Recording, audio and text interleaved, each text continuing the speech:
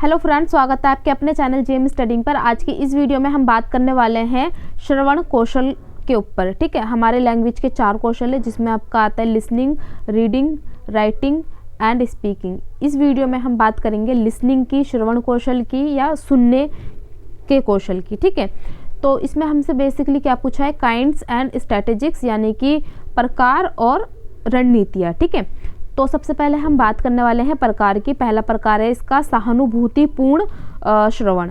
मतलब कि जब कोई श्रोता आपको कुछ बता रहा हो तो आपको सहानुभूतिपूर्ण सुनना है। ठीक है, सहानुभूतिपूर्ण यानी कि आपको भावनात्मक रूप से सुनना है। जब आप भावनात्मक रूप से सुनोगे तो कहीं ना कहीं वो आपके माइंड से कनेक्ट करेगा और आप उस चीज़ को जल्दी समझ पाओगे। ठीक है, फिर आता है सक्रियतापूर्ण सुनना। ठीक है, मतलब एक्टिव लिसनिंग।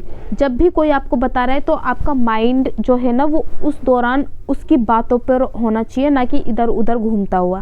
क्योंकि जब तक हम माइंड को एक केंद्र में नहीं रखते तब तक माइंड में हमारे कुछ नहीं जाता। ठीक है, तो अगर कोई श्रोता आपको कुछ बता रहा है तो आपको क्या करना है, एक्टिव लिसनर बनना है। ठीक है, सक्रियतापूर्ण उसकी बातों को सुनना है और समझना है।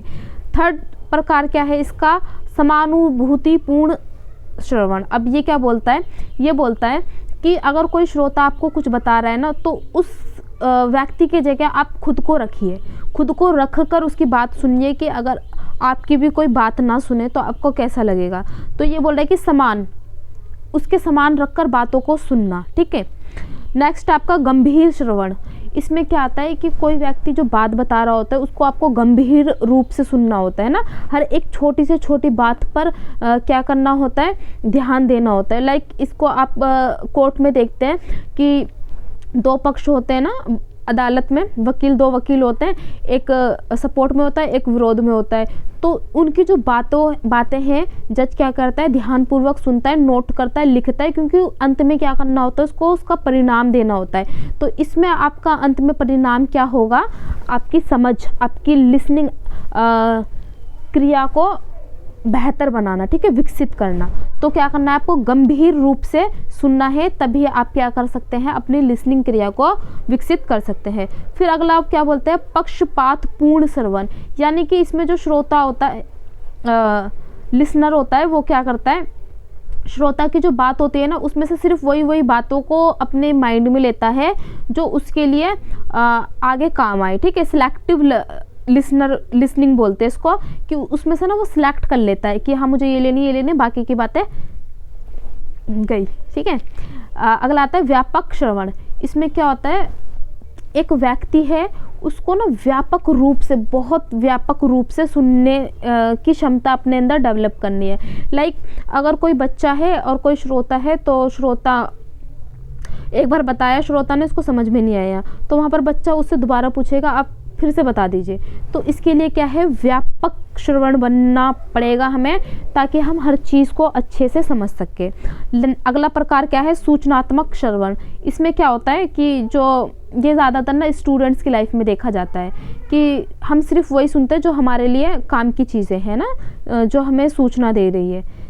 अगला क्या है, विवेकपूर्ण श्रवण। जब आप विवेकपूर्ण अपनी बुद्धि, अपना दिमाग, अपना विवेक लगाकर व्यक्ति की बातों को सुनते हैं ना, तो उसमें बाद में आप क्या कर सकते हो, आलोचना कर सकते हो, या फिर आप उसके नेगेटिव और उसके पॉजिटिव पॉइंट निकाल सकते हो कि हाँ ये ठीक है, पर तू इसको ऐसा मत कर। ठीक है, तो वो क्या करती है, आपकी समझ को विकसित करती है। ये था आपके प्रकार। अब मैं रणनीतियाँ बता दूं जिससे कि आपकी जो सुनने की समझ है वो विकसित हो। सबसे पहले तो जहाँ पर भी आप बातों को सुन रहे हैं या आपके साथ कोई श्रोता है, तो एक ऐसी जगह ढूंढिए जो आपकी स्थिति के अनुकूल हो, है ना। शोर शराबे में ना जाएं आप, एक शांत सी जगह पे बैठकर सुने। जैसे आपने स्कूलों में भी देखा होगा कि जब पढ़ाई होती है तो एकदम सब शांत हो जाता है ना। तो क्या बोल रहे हैं कि इसकी पहली रणनीति क्या है कि एक अनुकूल जगह को ढूंढिए जहाँ पर आप क्या कर सके, अपने माइंड को शांत करके श्रोता की बात सुन सके और आपकी जो श्रवण शक्ति है वो तेज हो सके। ठीक है, दूसरी बात क्या बोलता है, ये दूसरी रणनीति क्या है, बात करना बंद करें। हम क्या करते हैं, श्रोता की बात सुनते नहीं है और बीच में अपनी बात बीच में अपनी बात डाल देते हैं, ठीक है। तो ये बोलता है कि पहले आप ना श्रोता की पूरी बात सुन लीजिए आराम से, ठीक है।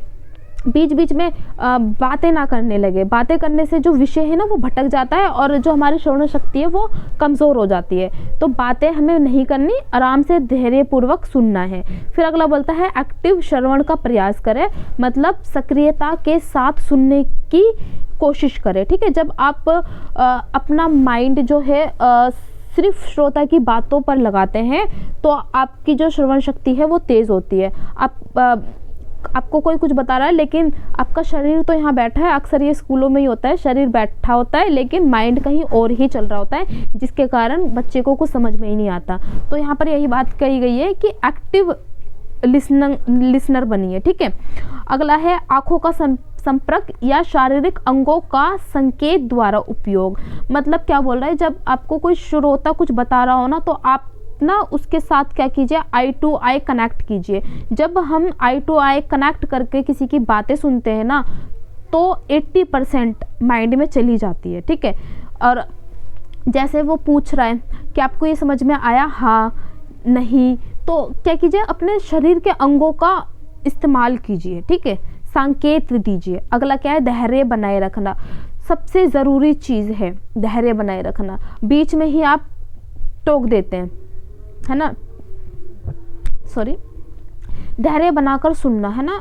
चाहे 1 घंटे का भाषण हो, 2 घंटे का भाषण हो, आपको धैर्य बना के रखना है। जब आप धैर्य बनाकर सुनते हो ना किसी की बातें तो आपकी श्रवण शक्ति तेज़ होती है। फिर अगला क्या बोलता है, भावनाओं की समझ विकसित करना।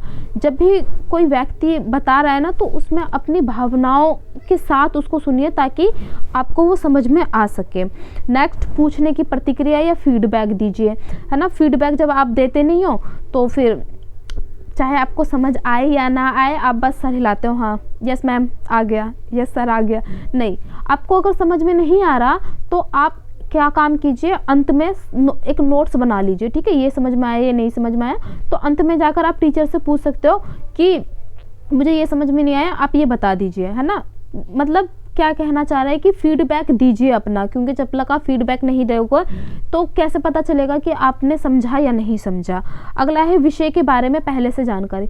जो भी विषय के ऊपर बात हो रही है उसके लिए कम से कम आपके पास थोड़ी बहुत जानकारी पहले से होनी चाहिए। ऐसा नहीं कि कोई विषय है और आपको उसके बारे में कुछ पता ही नहीं तो सारा क्या होगा, माइंड से ऊपर चला जाएगा, ठीक है। फिर सुनने के बाद सारांश तैयार कीजिए कि हाँ हाँ ये मुझे समझ में आया। तो ये थे आपकी रणनीतियाँ और प्रकार। एक बार मैं प्रकार दोहरा देती हूँ। सहानुभूतिपूर्ण सिद्धांत या सुनना, ठीक है, सक्रियता श्रवण, समानुभूतिपूर्ण गंभीर श्रवण, पक्षपातपूर्ण व्यापक श्रवण, सूचनात्मक श्रवण, विवेकपूर्ण श्रवण। रणनीतियाँ क्या है, अनुकूल स्थिति, ठीक है, बात करना बंद करें, एक्टिव श्रवण का प्रयास करें, आँखों का संपर्क या शारीरिक संकेतों का हाव भाव दीजिए, धैर्यपूर्ण सुनिए, भावनाओं की समझ विकसित कीजिए और फीडबैक दीजिए। अपनी विषय के बारे में पहले से थोड़ी सी नॉलेज रखिए और सुनने के बाद अपना एक क्या कीजिए, सारांश तैयार कीजिए, ठीक है। आई होप आपको समझ में आया होगा। Thank you.